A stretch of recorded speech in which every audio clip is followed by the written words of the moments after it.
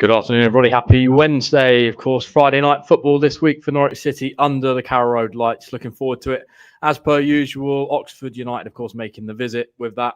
Joined by my colleague, Connor Southwell, to deliver you a little bit of a preview ahead of this game. Obviously, tomorrow is going to be the press conference day, lunchtime kickoff. So we'll have all the full updates tomorrow, but we think there's plenty to get through over sort of the next 40 minutes or so. Of course, we want your comments, questions, score predictions, get them down below, and we'll work through those later on in the show. Connor, we're sort of 4 days on now from a disappointing afternoon, or certainly the ending of the game at Blackburn. Probably a game that emphasises Norwich's lack of game management at different points. I mean, I'm just going to bring up a graphic now that probably illustrates that.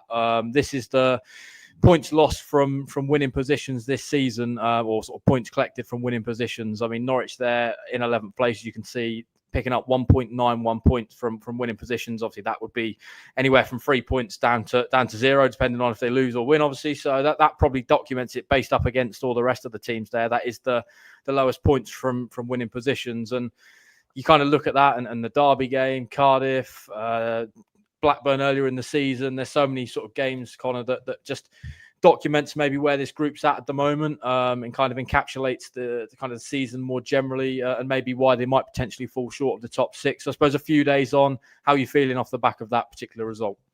Yeah, I mean, it's still frustrating, isn't it? And that graphic you put up there, I think illustrates it nicely. I think depending on who you ask and where you read, it seems to be anywhere between 23 and 25 points dropped. I've sort of tried to do the calculations and I'm at sort of 24, which is, however way you cut it, a staggering amount of points. You then, obviously, there's a net to this. They have picked up points from losing positions, but I think that's 12. So we're talking about 13, 14 points potentially that they could have got, and that would have put them obviously in a significantly different place in the championship table. Now, again, even with that stat, you have to wrap around plenty of context because, of course, to go right back to the start of the season, you can go back to the Leeds and Sheffield United draws at Carrow Road, where they scored first in both of those, a Josh Sargent penalty, and I think Sargent scored in the Sheffield United game, didn't he, as well? So, and both of those I think we would reflect on as being good points, irrespective of Norwich taking the lead.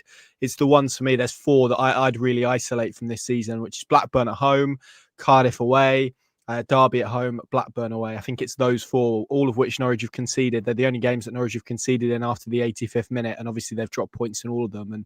And you take those points that Norwich could have had, should have had, and even then the season and the top six race looks completely different. I think it's they're the team in the league that's conceded the most equalisers, 16, which is 4 more than I think Sunderland, who are the next team. So. Yeah, it's interesting because since Johannes Oftorup's been in the building, really, he's spoken about that desire to always go on and score the next goal in games. And I think clearly what we see is a team that isn't capable of doing that consistently enough. And it feels like if Norwich don't blow a team away and they don't win by 2 or 3 or 4, then they don't do enough to win games, often particularly away. And that's the frustration. And having watched the minute or 2 minutes back from Saturday's game on Sunday, because I had to write about it, not through choice. I'm not sadistic. You can see the level of just really poor individual decision making that happened, and it's happened too often. So either they need to grow from it and learn from it, and the evidence is we're in March now. We were speaking about similar things in August. So. If players aren't going to learn from it, as Paddy said in the podcast, then you have to find new players to try and do it. And it's as simple and as cutthroat as that, because what they can't be doing is getting themselves into positions where they work so hard in games as they did against Blackburn to score a brilliant goal, get themselves ahead, to then be too easy to score against because of individual errors and issues at the top end of the pitch. So, and probably, if we're honest, it maybe graphically illustrates why, certainly I don't know your view, but I feel that they're probably going to miss out on the top 6 this season, barring obviously an incredible run in the final 11 games, which could still happen and might happen. But my feeling, having watched pretty much all of this team this season, is I just think in those bits that matter, they're just a little bit too inconsistent, and I think we've probably seen that over the last 4 or 5 games. Yeah, what do you sort of put it down to? Is it a mentality thing? Is it a sort of byproduct of them being a younger group? But then I think I saw statistics that even last year they dropped the most amount of points across the championship, and that was a more experienced group. So is there something internally that sort of maybe the club psychologist, I know we had an interview with him on our channels quite recently, is there something that he can do? Is it something that kind of just, you mentioned there about Paddy saying about changing the playing group. What do you kind of put it down to? How can they shift that mentality in sort of managing games in those situations where adversity hits? Yeah, it's a really good question, and the honest answer is I don't know. Chris Sutton's written a column this morning, which you can read on Pink and Channels, and he's spoken about it a little bit. And I think when we talk about these things, and we talk about mentality in football, we tend to associate that with age quite a lot, and we talk about older players. But you've raised the point that I was going to raise, that last season Norwich had a significantly higher age profile in terms of their squad, and yet they lost even more points from winning positions. So clearly it's not an issue that's unique to a young group of players. Clearly that's a factor though, and Sunderland, I use that as an example. They have suffered the same amount. They've conceded a lot of equalisers this season, but they've still been able to go on and win games and secure points. And I really don't believe Norwich are that far away from being a really good team, and I think we've seen them at their best, and they are when they're at their best, among the very best in this division. It's when they're not on it, when they don't score 3-4 goals, when they don't blow teams away. They really struggle. Luton away, Watford away, but barring those two, that I'm sure there are other examples that people will push, particularly at Carrow Road. I don't really remember too many 1-0 wins where they've had to really fight hard for it and battle for it. So I think it's muscle memory, it's learning. It's about these players being put in the same positions over and over again and learning. And you would hope now that, on the basis of what we saw at Blackburn, that if you put those players in the same situation, they would make very different decisions. That's all you can hope for, really. And clearly, it's a mental thing that the group need to process and get over, really, and get through. And of course, you require leaders in that. But I think to just pin it on Shane Duffy and Kenny McLean, I think is too simplistic. It needs to be from within on all of those individual players. And like you say, ultimately, if those players can't do it, then they need to find players quickly who can carry out what they want to do and be technically good. And it's brilliant to play out from the back and play brilliant football. But if you make really bad decisions in the 95th minute, when you've got a numerical advantage, when you're leading the game, I mean, it's basics, really, isn't it? And I think that's probably going to be the frustration for Yanis Torup, because you look at how much work they put into that game against Blackburn. Structurally, they were good. I didn't think they created enough, but they dominated the ball. They had a lot of possession. It's, I think, the third game in a row they've had 60% possession, which is, clearly a lot more of what he wants to see. I think they have really progressed. This game's probably a really good marker. You think about the first day of the season to where they are now. It's chalk and cheese. They're a much better team now than they were at the start of this process. But it's just about fine-tuning those bumps. And there will be more bumps, I'm sure, not just this season, but next season as well. Moving into next season, I still think we'll see bumps in the road. And the hope is that, obviously, so that core group of players that you've got, Cordoba, Nunez, if he stays around, Science, if he stays around, Jurasek, Sargent, they're a year older, they're a year wiser, they've seen the pitches before, they've been in experiences like this before, and hopefully they can learn from that. That's all you can hope, really. And obviously the psychology stuff I will leave to people who are much more qualified than me to talk about it. But it's just incredibly frustrating, because it's not how the afternoon should have ended after how much work they put into it. I thought they were the better team. I thought they edged it. And to concede one shot on target and to come away with a point when you've worked so hard away from home is clearly problematic, because if you're going to win games and you want to be a significantly better team next season, they're going to have to learn to make sure they extract maximum points from those type of situations. And I'm sure they'll be there again. Yeah, the only home one I can think of is that Millwall game where they sort of had to come under the pressure cooker a little bit later on in the game. They managed to see it out. But yeah, it certainly feels like more away from home that's been their struggles, because at home they have sort of had 4 goal margins at different points. Another issue that probably needs to be solved is this injury issue that we keep talking about over the course of this season. There's quite a few to break down, but we'll start with Lewis Dobbin, who, of course, we saw go off at half-time against Stoke the week previous. He had it straight after the game, calf-related problem. Said about, they basically not had him in training all week. I think it was the Friday then that he sort of, joined back up with the squad in the starting 11. First time he opens his legs, starts to run, calf issue, calf strain straight away. How do we get under the bonnet, I suppose, Connor, with this? Because is that mismanagement? Is that sort of the sporting department? Obviously, Ben Napper did have sort of his say on this, last week when we spoke to him. So where do you stand on that specific kind of issue? Because it's not the first time it's happened this season, is it? No, I don't think it's the second time it's happened. I think we're talking about an ongoing situation here, and that's the frustration. You can maybe pinpoint 1 or 2 to bad luck. But I think once it gets beyond that, you have to look internally at your processes and try and understand maybe what went wrong, if anything went wrong, and what should have been done, because you've got a player who was withdrawn after 45 minutes as a precaution because they were worried that because of the type of player he is, explosive, quick, you do naturally put more stress on and strain on your muscles when you are that way. Thankfully, I was never that way, so I never pulled a muscle. But when you are quick and dynamic and you move and you're agile, you do open yourself up to muscle strains and tears, and if you move in the wrong way, or you move too quickly even. And so you have to ask questions about how a player who came off at half time a week before is then cleared to play, and within, we're not talking in the 82nd minute when they've gone through loads and they've sprinted lots and they've put in lots of work. We're talking about a 35-minute appearance in a game, really, where, as you said, it was probably the first time really that he opened his legs up. That has to be a concern. There has to be questions asked about how they've got themselves in that situation where, a player who was taken off as a precautionary measure is then looking at, several weeks on the sidelines. And it's a concern, because you go back to the Liam Gibbs incident. It's very similar, albeit the Gibbs one was in a shorter time frame, but he came back from an injury and re-aggravated that within 8 minutes of being on the bench. And again, we on the pitch, sorry. And again, we're talking about him sort of running and sprinting to try and keep a ball in play against Plymouth, wasn't it? And even Marcelino Nunez, that was another one. I know it was a different hamstring, and people we have to make that point, but it's still a load point when you're talking about hamstrings and thighs and calves and strains and pulls and all of those type of things. We're talking about load issues primarily, and even Emi Marcondes, I think, recently has been out with a slight load issue. So yeah, it is a concern, and again, all you can hope is that they have looked into it, and they have looked under the bonnet, and they have asked themselves why this happens, because I think it's difficult to sit here and say that it's just bad luck and it's nothing untoward. And ultimately, maybe it is just a horrendous case of bad luck. But even if that is the case, I think you still need to be looking and asking questions about a process that has led now multiple players into this position. And the people who work in the sports science and the performance team, they work incredibly hard, and I'm sure that they would point to sort of mitigating factors and all of those type of elements. And that's true. And without being in the building, it's very difficult for me, you, anybody really, to comment on whether they did the right or the wrong thing.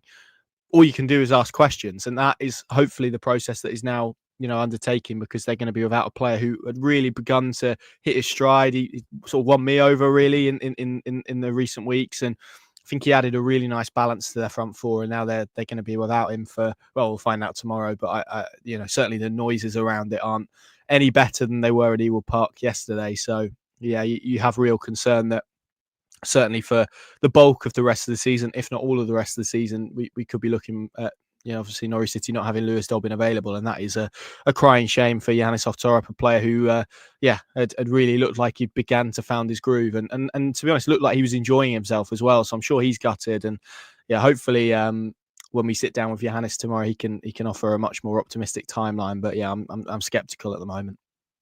Yeah, that list of injuries seemingly growing. Of course, we saw Ben Krasenny in a boot after the game last week. So we're still waiting for Kenny McLean's return. Forson hopefully been back in training this week. Jurasek, we're probably going to require him, given that Dobbin's now out. George Long, obviously suffering with concussion.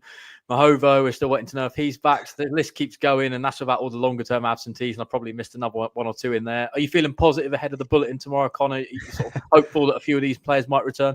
No, no, not at all. I think, we've done this for long enough this season and sat in many press conferences to know never to be confident when it comes to an injury bulletin in Norwich City. What is this, the fourth injury crisis of the season? It just feels like it's been constant, particularly in those midfield areas. And yeah, obviously, clearly the way that Norwich play is very intense. You can see that physically. I know there was that stat that was put on social media, I think before the Stoke game, in terms of the sprint numbers that players get through, and Borja Sainz in particular.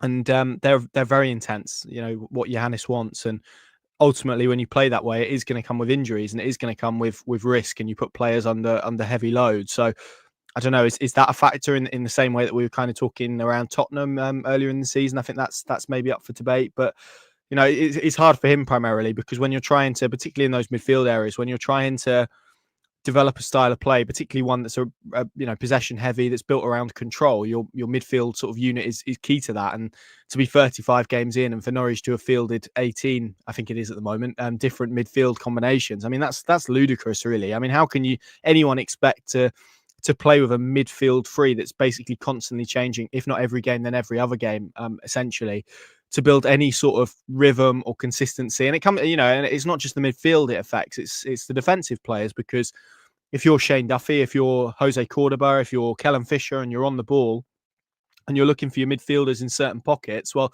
each individual is different. They have a different play style. They want to receive the ball differently. They occupy different spaces.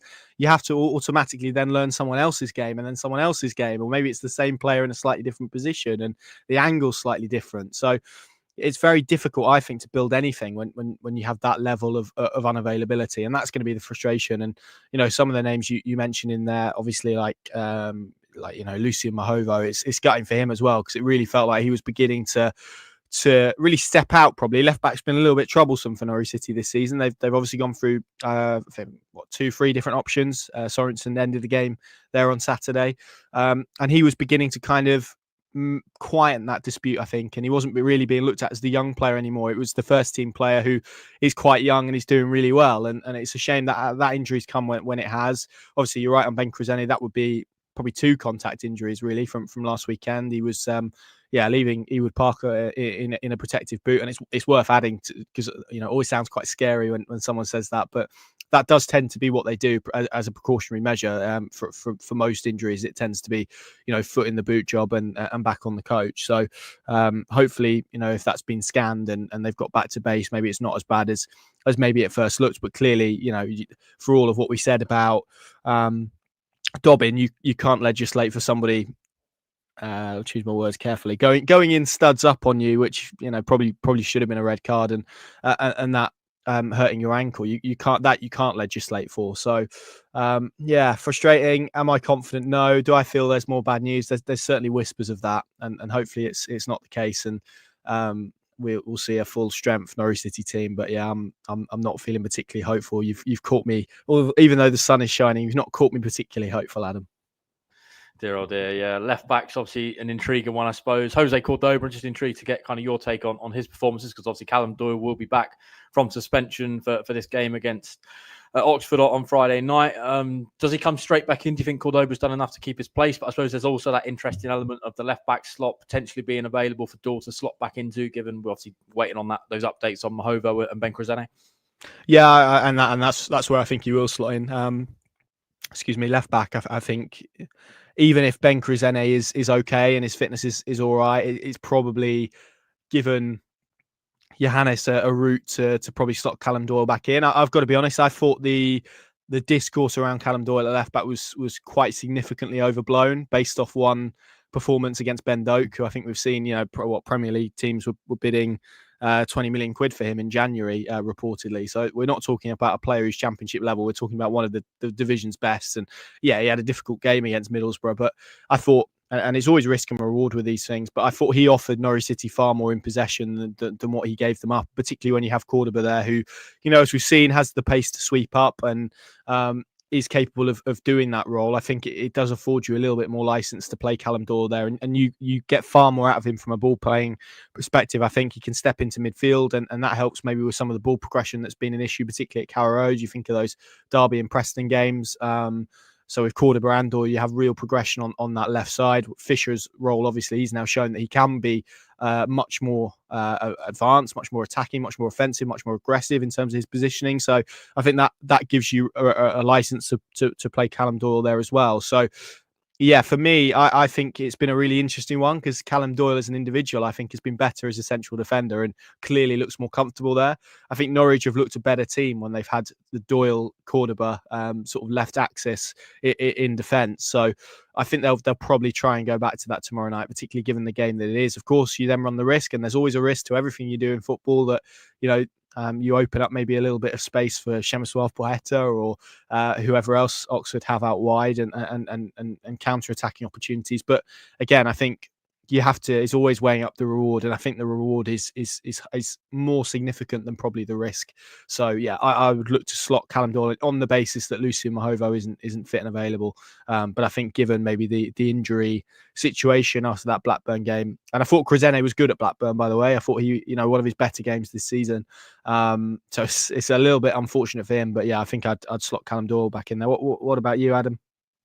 Yeah, I think if Cresene is fit and available, then maybe there's more of a debate to be had. But obviously, we kind of go back to this point of where Lewis Dobbin, being thrown in when maybe he's not fully up to a level where he should have been, or maybe they should have managed that situation a little bit better. I think when you've got a Callum Doyle who's been, sat 2 games out, it's going to be sort of chomping at the bit to be back involved. And as you've mentioned at times this season, I think particularly against a team like Oxford, who, I don't fear so much in terms of their sort of attacking wide players. I think Doyle's got enough in the tank to deal with whoever they have in those wide positions. So for those reasons, I wouldn't be risking either of those. Obviously, Mahovo, if he's been in training this week, maybe again there's a debate to be had. But I'd rather them just play it safe on this particular occasion. Doyle getting back in there. Cordoba's proved his worth at centre back. Looks so comfortable and accomplished, and obviously next season feels like it's going to be his opportunity with Doyle going back to Man City, and Duffy obviously still being in the building, McConville still being in the building, and she got the likes of Hills returning. But it feels like Cordoba's one of those that needs a little bit of a run now between now and the end of the season, just to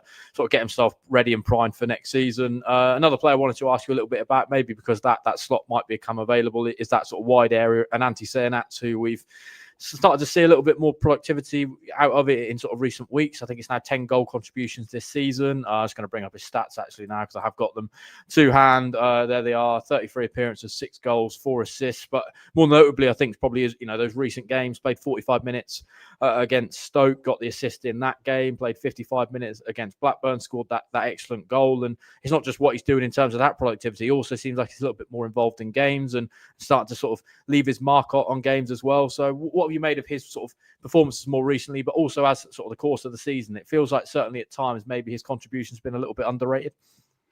Yeah, look, I think, and to be fair, I can understand why people would see a £8.5 million striker coming in, and that the expectation levels jumping up. And I think if Antti Senac was one of the 4 million recruits that Norwich City signed in the summer, I think the discourse around in this season would have been significantly different. But obviously that's not the case. And whilst I appreciate it's a lot of money from a Norwich City perspective, particularly in the Championship, particularly post parachute payments, got to be honest, that's probably what you get for £8.5 million in football these days.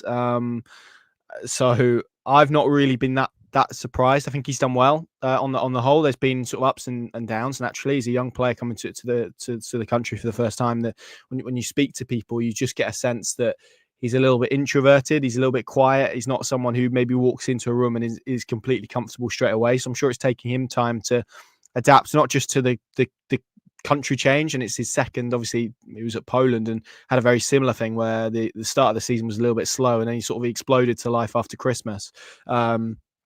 It's been a little bit more of a slow burner, I think. But yeah, I think it's easy to look at the numbers, but I think his contributions, I know it says 33 games there, but I think his 90s works out as about 23 and a half 90s that he's played this season. And half of his minutes have come, over half his minutes actually have come on the right-hand side rather than up front. So when you look at it through that context, he's I think been pretty good. I wouldn't over egg it and say he's been outstanding or he's been excellent or any of this stuff, but he's been good. He's been solid. It's been a good first year. And I mean, you look at for example the other players who have 10 goal contributions or more. We're only talking about him being one of 4 Norwich City players. Obviously Sargent and Sainz are 2, but then Emi Marcondes is the other. And you think maybe about some of the commentary around Emi Marcondes and his performances. Obviously it's 4 goals and 6 assists. That's the split for him. And obviously the key difference between the two is that Norwich City signed Emi Marcondes on a free transfer, and that is why clearly there is a difference. And I think it's easy to forget how young Senac is really. I think it's 21 and 78 days. So we're not talking about someone who is 24, 25, 26 and maybe should have kicked on in the way that that maybe Josh Sargent has over his years at Norwich City. We're talking about an incredibly young man who's had to find his feet in a division that's really not difficult to walk into. I think it maybe gets overlooked just how difficult the Championship is compared to some of the leagues overseas in terms of competition, in terms of physicality, in terms of pace, in terms of probably threshold for fouls and whatnot as well. I think is significantly high. All of that takes time. He's obviously come to a new place, new country. He's got to adapt. I spoke to him, I think after Plymouth maybe, and his English language is good, but I got the sense he maybe wasn't the most confident. And all of these things are a factor. And I think when you get them all into consideration, I think it's been a good year for him, a good, solid first year. Certainly, probably a better. And okay, I know people. The riposte to this will be that it was the Premier League, but I think it's been a better first year for him at Norwich City than it was for Josh Sargent at Norwich City. So, if that case study has taught us anything, then clearly it's that we need to just have a little bit of patience in these players. And he's bettered the goal return that Ashley Barnes produced last year. He's matched Adam Ida's best Championship goal return for Norwich City, which was 6. He's got the same amount as Jordan Rhodes did in 18-19, albeit Rhodes played significantly fewer minutes. So when you consider all of those factors, I think he's done okay, and I think there's been enough evidence there. The finish on Saturday was probably a prime example of his high ceiling and his potential, and maybe the reasons that Norwich signed him in the first place. But yeah, I'm quite excited by him, actually, quietly excited. And I think, it may take, similarly to Sargent, it may take actually Sargent to go for him to really step into that. But I'm confident that we will see a better Antti Sienats in 12 months' time, and then probably a better Antti Sienats in 12 months further on from that point. So, as is the game that Norwich City are playing with their strategy. It's about buying young. It's about giving these players time. It's about exposing them to what Norwich feel is high-level coaching and hoping that they improve and they nurture. And I think he is one that over the course of this season has got better, has grasped it a little bit more. And I'm pretty impressed with what he's produced, all things considered. Yeah, it certainly feels, even, you sort of take Josh Sargent, his first season in the Championship, I think it was maybe 11 or 12 goals, but he didn't sort of offer what he does now, the complete package. The second season, last season, there was the injury again, but, certainly made a marked step forward. And then this season, I think, he is the best striker in the Championship. So it does show that progression and time that requires with a lot of these players to eventually reach their point and their peak. And obviously still a very young man, seeing that's only 21. So there's a lot of time ahead of him yet to develop into the striker Norwich want him to become. See lots of questions flooding through. We'll come around to those very shortly. But just quickly, thoughts on Oxford. Obviously came up through the playoffs last season in League One. Currently find themselves on, I think it's 38 points there. They got a decent buffer. I think it's 7 points away from the bottom 6, which I'm pretty certain if you'd have asked or told any Oxford fan at this stage of the season, that's where they'd be. They'd have probably snapped your hand off for it at that point. A lot of their points come at home, though. I think it's only picked up 9 points on the road, 1 win. So that probably shows that, as you probably expect, when most teams go up a level, their home form is crucial, and you have to make it a fortress. You have to make it a difficult place to go. And as Norwich found out at the start of the season on the opening day, it certainly was all of that. Obviously, had the change of manager as well. Des Buckingham. I think there was a lot of sort of noise around that departure and maybe the surprise that came with that. I know they were on a really bad run at that point. I think it was just 1 win in 15, but they weren't sort of in the bottom 3. And I think there was probably enough positives from the early games to believe that he could have gone and done it. They obviously appoint Carrow Road, who's kind of, I always feel in that camp of sort of Premier League managers like the Sam Allardyces of the world, Tony Pulis's, that will come and help you get into, sort of come into the box seat and try and drive you away from trouble. And to be fair, you look at kind of his early games as Oxford manager, he certainly managed to do that. I know they've now been on a slightly worse run again more recently. So what we've made of them so far this season kind of feels like they've had lots of high points, lots of low points. Yeah, and that's to be expected, isn't it? When you come up from League One, particularly in the way that they did. I mean, this time last year, I don't think they were. I know they were in and around the top 6, but there was a point where it didn't look likely at all, and they kind of snuck their way in, fairly similar to Norwich, I guess. And obviously had a very successful playoff campaign, beating it was Peterborough, wasn't it, over 2 legs, and then beating Bolton as well, who over the course of the League One season were superior teams really than them.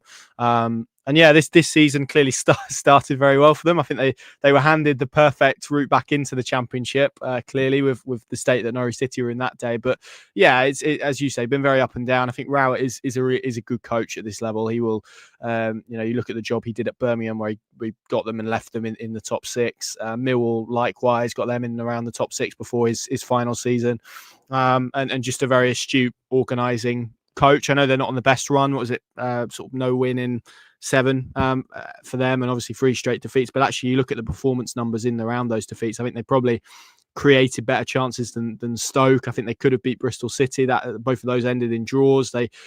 Portsmouth they lost 2-0, but you look at the numbers, that was very close in terms of the chances that they created to conceded.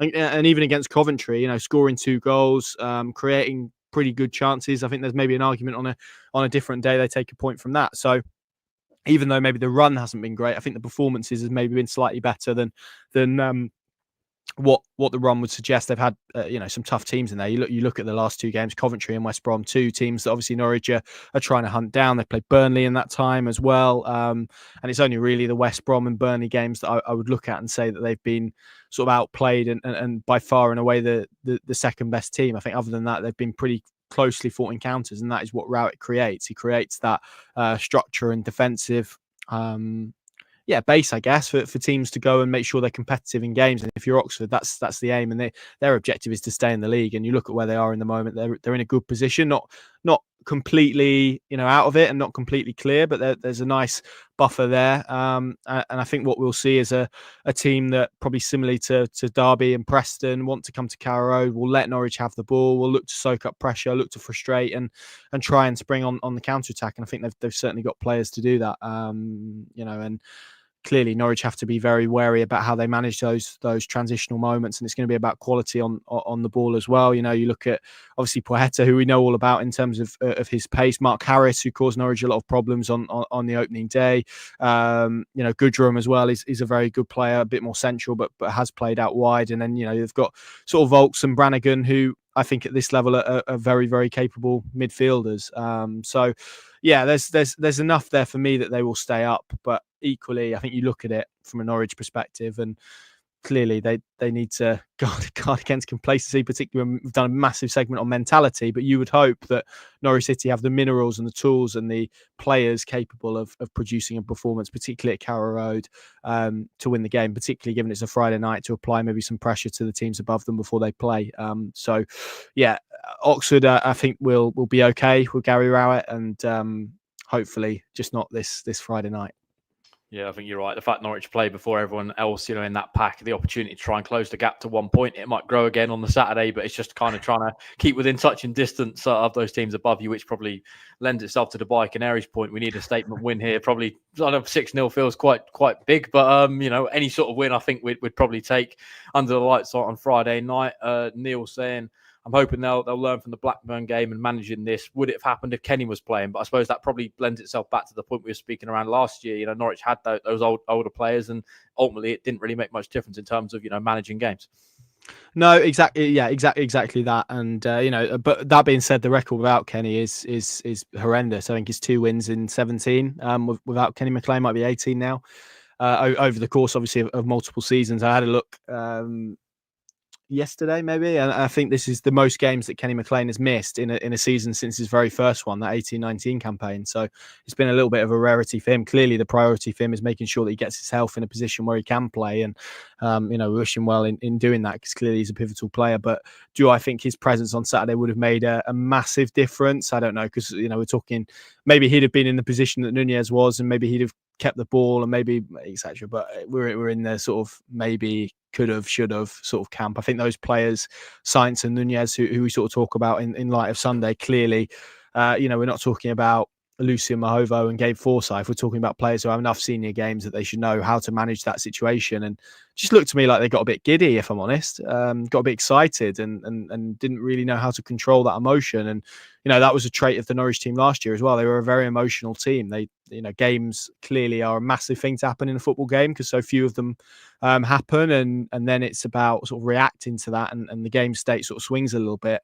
And it seems at times they don't really know how to read that. And it's, it's the same case in point when we see them sort of retreat into a low block after they've conceded, which has become a little bit of a worrying trend. That's not an instruction. That's just kind of happens, I think, because of where they're at in terms of their mentality. And maybe that is a point about them being a particularly young group. But to say, I think, and as I said earlier, I think to put it all on Kenny McLean and Shane Duffy and say, well, those are the guys that should have ensured that it didn't happen, I think is a little bit too simplistic. It needs to be an individual thing as much as a collective thing. Indeed. Neil asking for an update on Arlo. He's good. Yeah, he's good. Thank you. He's good. Good. Just away from the pitch before we sort of talk a little bit more around the game. Obviously, we had the, I suppose, less significant event in that everybody knew it was coming this week. In that, the shift of power from Delia and Michael to Mark and his Norfolk Holdings group, the rubber stamping. It's all official now that him and his group own 85% of the football club.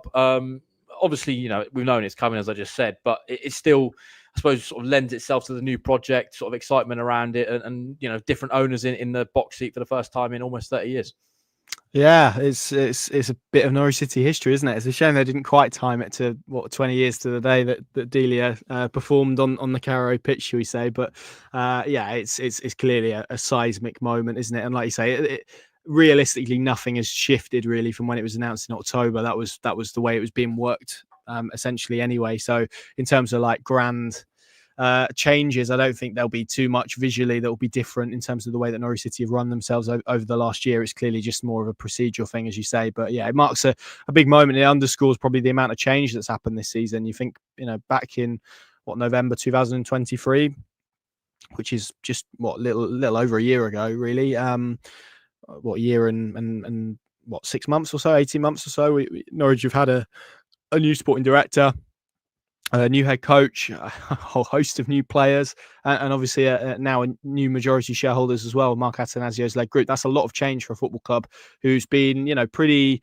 renowned for being solid and constant. And Delia and Michael have been the constant throughout that. And you only need to look at obviously the video that we produced back in October time of all the people that wanted to send the messages and thank them for their service to know how highly regarded they are, and they're still going to be around, and that's brilliant. I think that most, when you think of takeovers and owners, you think of like the Reading situation where it's all gone a bit sour and people don't want to see their faces again. Robert Chase, this football club has had that before with him. Arguably maybe shouldn't have ended that way, but it did.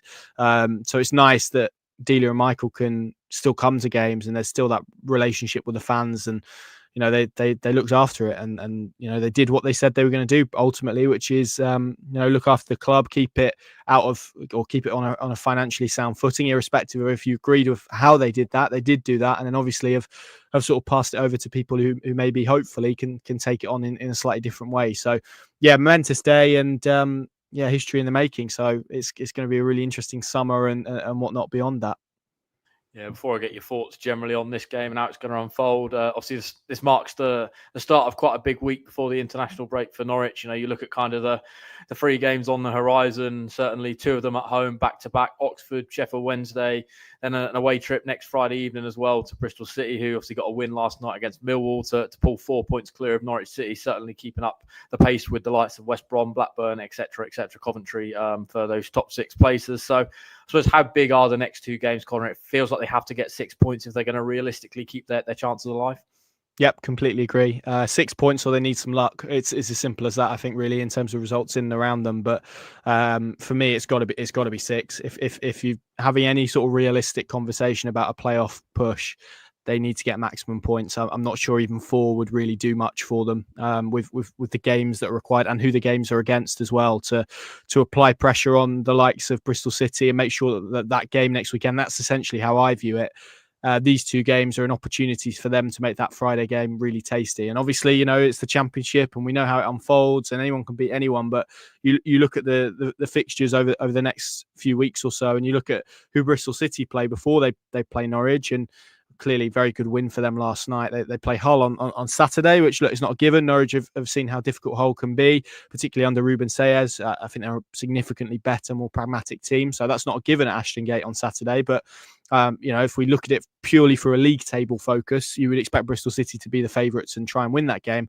On the Tuesday night, when Norwich City play Sheffield Wednesday, they travel to Bramall Lane to play Sheffield United. And like I say, nothing is a given, but I think there is an opportunity there where Norwich could probably, there is a situation where Norwich takes 6 points, they win both of these games, and we're heading to Ashton Gate with a points differential of 1 point between the teams. That is what Norwich City need to try and do. That's the sort of pressure they need to be looking to apply.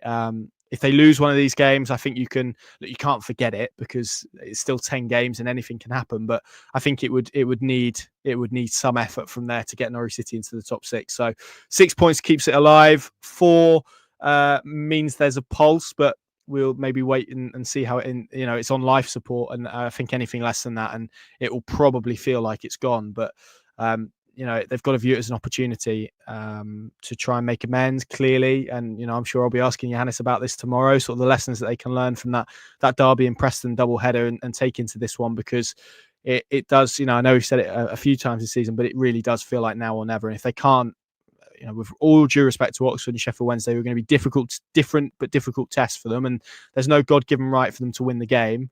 But Norwich City should be targeting 6 points, and ultimately, if they can't get them, then quite frankly, they won't deserve to finish in the top 6, and that's the long and short of it.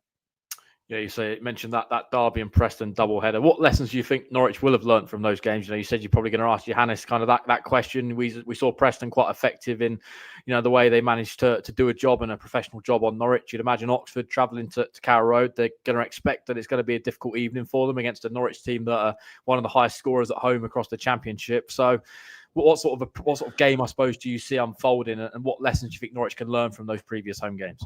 I think they've got to have better starts in both games. To be honest, I think that was a key thing, particularly against Derby. They were sluggish, they were slow. It took them too long to grow into that game. They should have won it anyway, to be honest. But obviously, a really silly mistake at the end cost them. They need to be more offensive for me. They need to risk the ball more. I thought against Preston, they got a little bit stuck in terms of going long, and I can understand why, because Preston pressed them effectively, but I think they went long too often. I want to see them be braver on the ball, take more risks, and just be a little bit more offensive. And I think we've seen, to be fair, in recent weeks, the Stoke game was a good example of it. Hull was a good example of it in the second half, where maybe they began to find a little bit of a solution against those deeper sort of narrow blocks where, and obviously that's where maybe the argument for a Ben Krizene would be over Callum Doyle. If you want to get those fullbacks high and wide, then this would feel like a game where maybe that will be quite important. So yeah, those would be the things for me in terms of, from a tactical perspective. Clearly, there's a mental thing as well. We need to see this Norwich group now, if they really stand out, stick their chest out, and say, do you know what, we're in the top 6 race. We want to be in it. They've not been in the top 6 at any point throughout this season, and now would be a fantastic time to do it. So at some point, either they need to stick their chest out or it's going to pass them by. And this is a real moment to stick their chest out and say, yeah, we want to apply some pressure, and we deserve to be in there, and we want to make up, and we want to give the teams above us a real chase. Because, as I said, I think if they lose probably any ground, but if they definitely lose one of the next two, I think at least, or, either of the next two, in the same way that they did that Derby and Preston one, it's going to be, I think, incredibly difficult to plot a path for them into the top 6. As to be honest, it feels difficult anyway, but even more difficult if they don't take 6 points, and that's got to be the aim, to make that Friday night game at Ashton Gate a really, really big one. Obviously, then heading into the international break, if you win these 3, what a position you're in for the final 9 games of the season and the home straight. Yeah, particularly with West Brom, the other side of the international break at home as well. That's 3 of the next 4 at home. Opportunity knocks there. And, if you can put a number of points together, then that gap is more than closable at this stage. I suppose with everything we've been speaking around for sort of the last 45 minutes or so, mentioned there how you see the game unfolding. Connor, I'm obviously going to push you for the score prediction. Are you as confident as the Dubai Canary with a 6-0 Norwich City win? Well, do you know, on the back of that, I actually looked at Oxford, and I think they've only conceded more than 3 goals or more on 1, 2, 3, 4, 5, 6 occasions this season. So I probably don't anticipate it will be 6. Look, we know, and the answer is probably it's contingent on what Norwich City turns up. We've seen Norwich City absolutely blow teams away and be brilliant and score 4, 5, 6 at Carrow Road when they're on it and they're fantastic. We've seen the reverse of that, the Preston, the Derby, Bristol City probably earlier in the season as well. Obviously, lots of mitigation with injury that night, but we've seen the reverse of this Norwich City team, where they're high ceiling, low floor. That is the nature of what they are, but inconsistent. And when you get that high ceiling, they are scintillating. When you get that low floor, they're pretty depressing to watch. So we need to see more of the top gear thing. And the reality is, if you cannot get yourself up for a game on a Friday night with so much on the line, as we've spoken about, and you cannot channel that positive energy to get a result, then yeah, quite frankly, Norwich won't deserve to be in the top 6 anyway. So I think Norwich will win the game. I think they will win it well-ish. I'm going to go for a 3-1, I think. What about you, Adam? Yeah, I was thinking pretty similar, to be honest. Don't think they're going to keep a clean sheet just because that's not really been the theme of Norwich's season more generally. I thought last weekend, that was probably going to be the time they'd done it. 1-0 up with 90 seconds, whatever it is left to go, and they still managed to not keep a clean sheet. So with that, I think, I'm with you. I think we'll go for a 3-1. Norwich maybe to be cruising 2-0, concede a goal. Everyone gets a little bit nervous and the jitters set in again, but then they managed to seal the deal with a third goal. Adam also saying we could win 6-0, we could easily lose 1-0. Impossible team to predict, and I think that pretty much encapsulates this Norwich City team. Neil going for a clean sheet. He's going for a 2-0 Norwich City victory. That would be nice and routine and comfortable, which is something we've not had too often at Carrow Road. Won't be that then. No, it won't be that.